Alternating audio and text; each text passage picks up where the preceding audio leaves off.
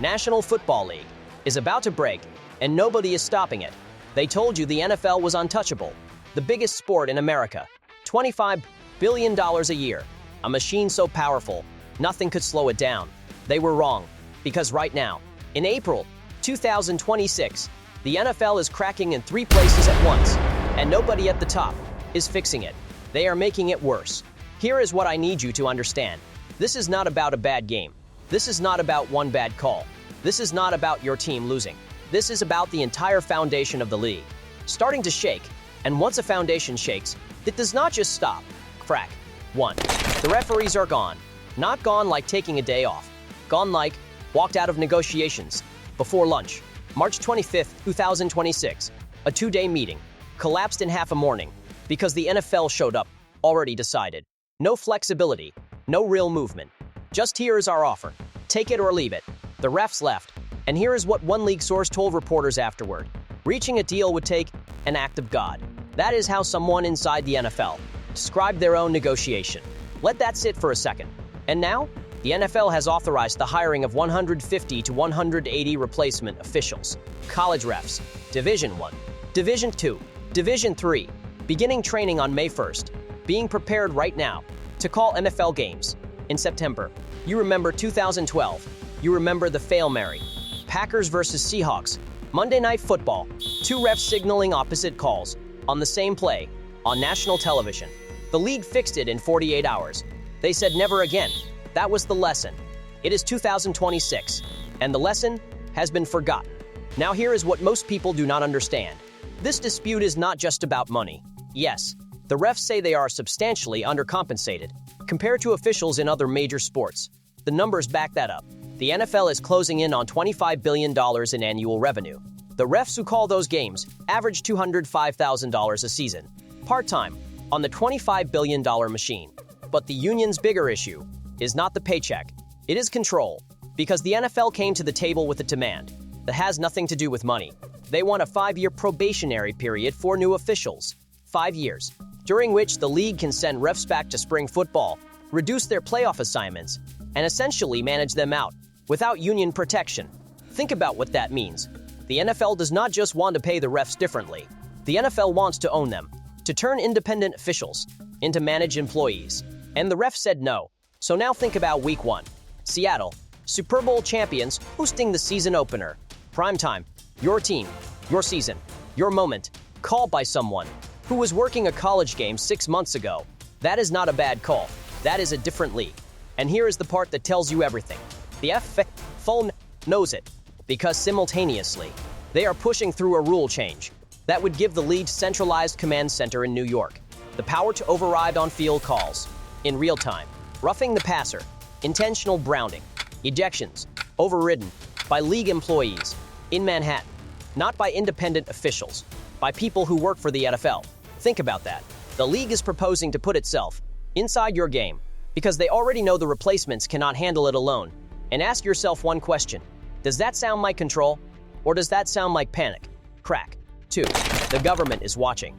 This week, the SEC chairman said something that should have broken the internet. He said the NFL might be about to lose its antitrust exemption. Most people do not know what that means. So let me make it simple. In 1961, Congress gave the NFL a gift, a legal shield. It let all 32 teams, who technically compete against each other, negotiate TV deals together as one unit. That is how you get $110 billion in broadcast contracts. That is how the NFL became what it is. Without that shield, everything changes. The Cowboys negotiate alone. The Packers negotiate alone. The small market teams get whatever they can survive on. The whole financial model collapses. And the FCC chairman said this week, they are close to the line. Because right now, to watch every NFL game this season, you need Amazon Prime. You need Peacock. You need Netflix. You need YouTube TV. You need whatever else they sold to next.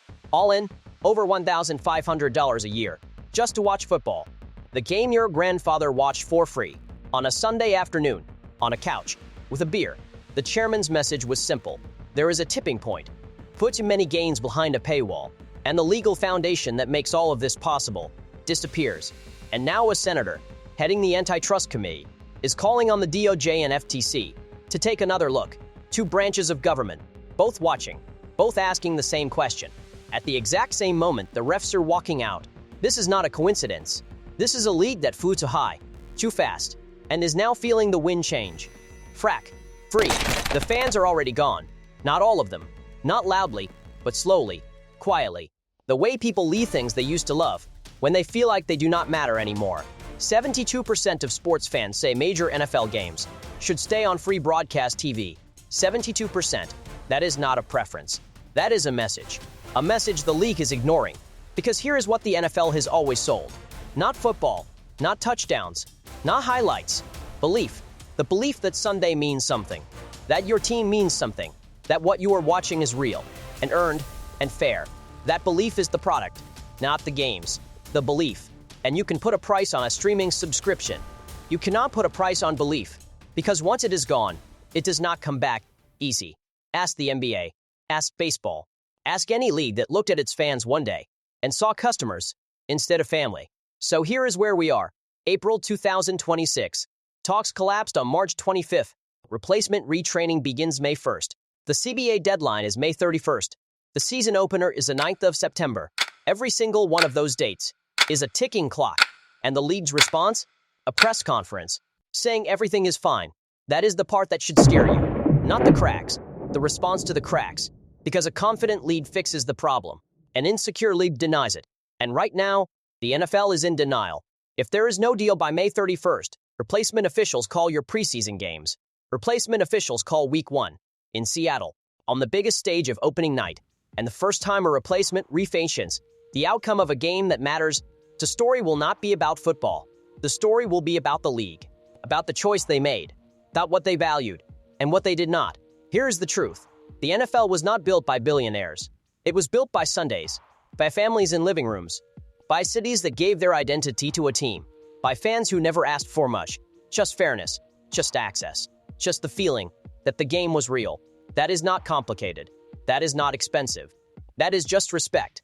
And right now, the league is running low on it. 3 cracks, all happening now. Referee crisis, government scrutiny, fan erosion, same league, same moment.